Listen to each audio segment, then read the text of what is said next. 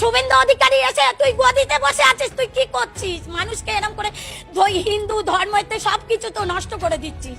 আমাদের ঈদটা করতে দিক, আমরা গরুগুলো বিক্রি করি, কিছুটা যেন অন্তত মুক্ত হয়। সরকার যে পেটে লাথি মারলো আমাদের, এই লাঠি মারার কষ্ট, এই যে কি যন্ত্রণা দিয়েছে, এর থেকে আমি বিষ হাতে নিয়ে ঘুরছি, আমি বিষ খেয়ে আত্মহত্যা করবো।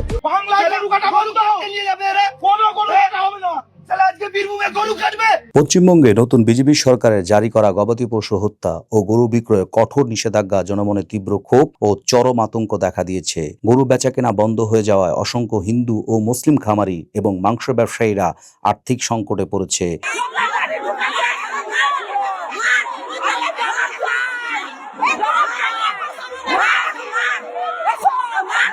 গরু বেচা কেনা ও জবাই সংক্রান্ত সাম্প্রতিক অনিশ্চয়তা ও কড়াকড়ির কারণে দেশের বিভিন্ন অঞ্চলে গরুর বাজারে দেখা দিয়েছে তীব্র মন্দা। এর ফলে হিন্দু ও মুসলিম উভয় ধর্মের খামারি, প্রান্তিক ব্যবসায়ী এবং মাংস ব্যবসায়ীরা মারাত্মক আর্থিক চাপে পড়েছে।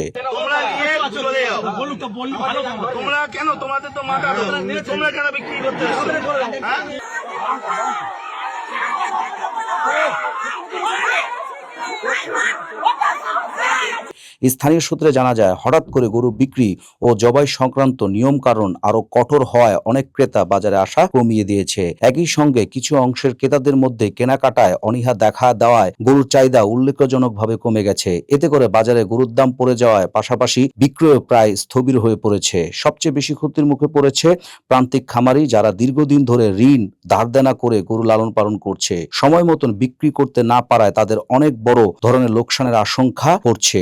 আমার মতন মহিলা, আমি মহিলা সমিতি থেকে 5 লাখ টাকা নিয়েছি, চলো আমার ব্যাংকে সব আমি জমা দিই, সুদ আসল কি অবস্থা হয়েছে। বইনে হয়নি, বিক্রি হয়নি, অবস্থা খারাপ। 20 থেকে 25 হাজারের মধ্যে বলদ গরু, তবু কিন্তু কোনো ক্রেতা নেই হাটে। আর এখানকার ব্যাপারীদের অবস্থা খুবই খারাপ, গরু বিক্রি করতে পারেননি। ঠিক আছে, অল্প দামের গরুর দাম চাইছেন খুবই অল্প, তবু বিক্রি করতে পারছেন না। মাংস ব্যবসায়ীরা জানান, বাজারে ক্রেতা কমে যাওয়ায় তাদের দৈনন্দিন আয় কমে গেছে। অনেকে দোকান পরিচালনা নিয়ে অনিশ্চয়তা রয়েছে। অর্থনৈতিকভাবে দুর্বল এই ঘাটতি দ্রুত স্বাভাবিক অবস্থায় না ফিরলে আরো অনেক খামারি ও ব্যবসায়ী চরম ক্ষতির মুখে পড়তে পারে বলে আশঙ্কা করা হচ্ছে। যদি গরু বাছুর না বেচতে পারি, খাবো কি?